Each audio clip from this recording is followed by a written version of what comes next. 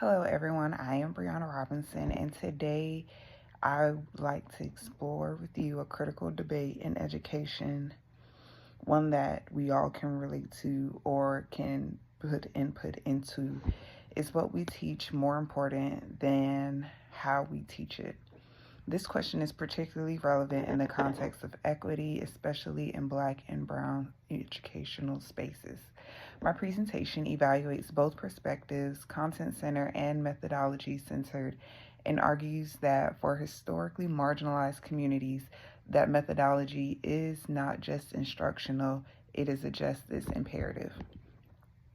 One side of the debate claims that content, facts, concepts, and disciplinary knowledge is the cornerstone of intellectual development.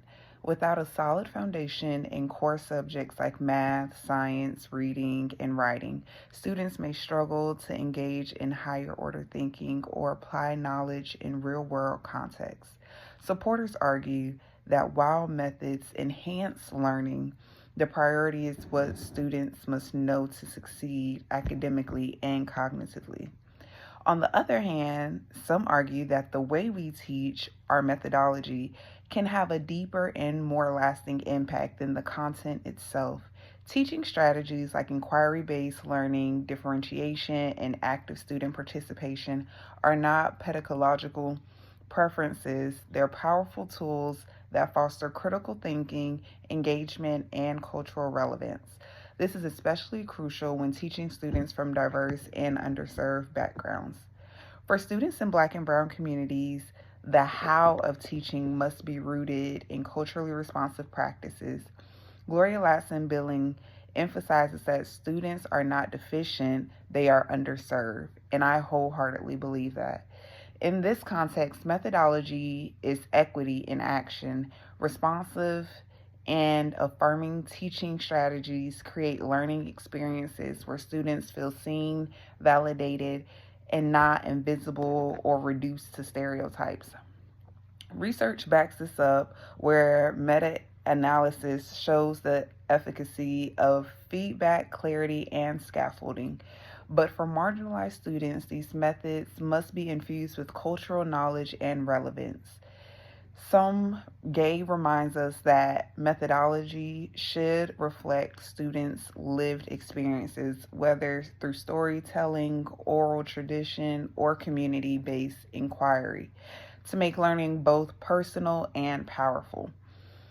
Westmeyer and Bransford highlight that student centered approaches can transform classrooms into spaces of liberation.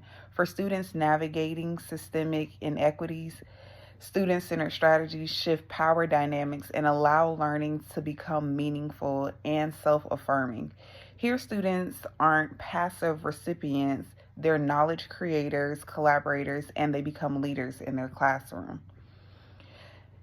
It's also reminded through DC and Ryan's self determination theory that autonomy, competence, and relatedness drive intrinsic motivation. For students of color, these aren't just psychological needs, they are academic necessities.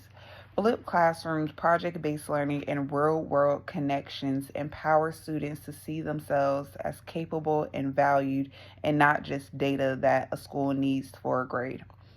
Methodologies like Rosenshine's explicit instruction or formative assessments work best when grounded in students' cultural context. It also shows how structured, direct teaching helps close skill gaps. But in equity driven environments, educators must apply these tools with cultural intentionality, not one size fits all mechanics.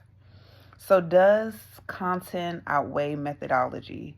Not in the communities that we're called to serve as minority leaders. Effective teaching in Black and Brown schools must be as rigorous as it is responsive.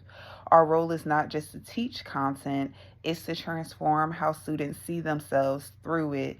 Justice driven pedagogy is not optional, but it's essential. So, a few questions I have.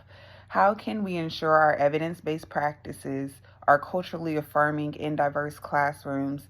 How can we continue? What role do we see our own biases play in shaping our instructional methods?